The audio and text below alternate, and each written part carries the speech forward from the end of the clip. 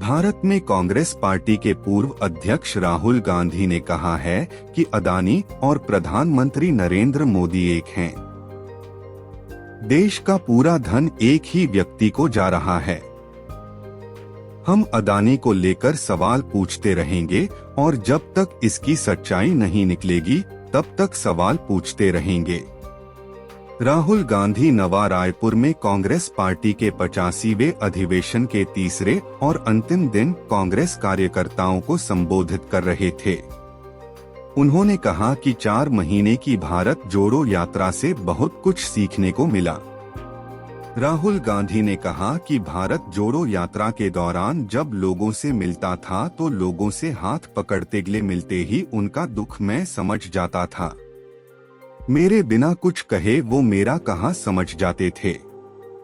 राहुल गांधी ने भावुक होते हुए चुनाव के समय सरकारी घर को छोड़ने का किस्सा साझा किया और कहा कि 52 साल हो गए, मेरे पास घर नहीं है, आज तक घर नहीं है। हमारे परिवार का जो घर है वह इलाहाबाद में है, वो भी मेरा घर नहीं है। भारत जोड़ो यात्रा के समय मेरे आगे पीछे की जो खाली जगह थी उसे मैंने घर की तरह देखा और एक घर मेरे साथ चल रहा था। उन्होंने भारत जोड़ो यात्रा के कश्मीर से जुड़े संस्मरणों को साझा करते हुए कहा कि संसद में प्रधानमंत्री ने कहा कि मैंने भी जाकर लाल चौक पर तिरंगा फहराया था। राहुल गांधी ने कहा, मैंने सोचा कि हिंदुस्तान के प्रधानमंत्री को बात समझ में नहीं आई। प्रधानमंत्री को फर्क समझ में नहीं आया। नरेंद्र मोदी जी ने बीजेपी के 15 से 20 लोगों के साथ जाकर लाल चौक पर तिरंगा फहराया। भारत जोड़ो यात्रा ने लाखों कश्मीरी युवाओं के हाथ से तिरंगा फहराया। हमने हिंदुस्तान की भावना, इस झंडे की भावना जम्मू कश्मीर के युवाओं के अंदर डाल दी। आपने इस झंडे की भावना जम्मू कश्मीर के युवाओं से छीन ली। ये फर्क है आप में और हम में। राहुल गांधी ने सरकार की सोच का उल्लेख करते हुए कहा, कुछ दिन पहले इंटरव्यू में एक मंत्री ने कहा कि चाइना की इकोनॉमी हिंदुस्तान की इकोनॉमी से बड़ी है, तो हम उनसे कैसे लड़ सकते हैं। जब अंग्रेज हम पर राज करते थे तो क्या उनकी इकोनॉमी हमारी इकोनॉमी से छोटी थी। इसका मतलब जो आपसे शक्तिमान है उससे आप लड़ो ही मत, जो आपसे कमजोर है उसी से लड़ो। इसको कायरता कहा जाता है। राहुल गांधी ने इसे सावरकर की विचारधारा बताते हुए कहा कि अगर जो आपके सामने आपसे तगड़ा है, मजबूत है, तो उसके सामने अपना सिर झुका दो, अपना मत्था टेक दो। राहुल गांधी ने आक्रामक तरीके से कहा, इसको क्या नेशनलिज्म कहते हैं? इसको देशभक्ति कहते हैं क्या? ये कौन सी देशभक्ति है?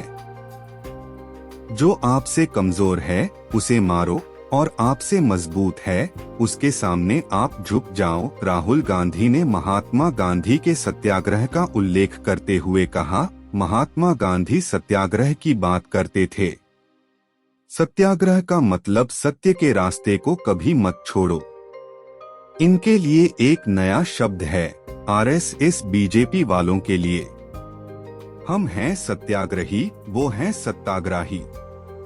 ये सत्ता के लिए कुछ भी कर लेंगे, ये किसी से भी मिल जाएंगे, किसी के सामने झुक जाएंगे सत्ता के लिए। राहुल गांधी ने अदानी समूह को लेकर कहा कि संसद में मैंने पूछा कि 609 नंबर से दूसरे नंबर पर कैसे पहुंचे।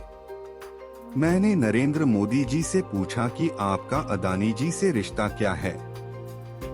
राहुल गांधी ने कहा, पूरी की पूरी सरकार, सारे के सारे मंत्री अदानी जी की रक्षा करने लग गए। कहते हैं कि जो अदानी जी पर आक्रमण करता है वो देशद्रोही है। मतलब अदानी जी देश के सबसे बड़े देशभक्त बन गए हैं। बीजेपी और आरएसएस इस व्यक्ति की रक्षा कर रही है। सवाल ये उठता है कि रक्षा क्यों कर रही है? क्या है इस अदानी में? राहुल गांधी ने अदानी समूह की कथित शेल कंपनियों को लेकर सवाल उठाया कि आखिर इनकी जांच क्यों नहीं की जा रही है। इसकी जेपीसी से जांच क्यों नहीं हो रही है?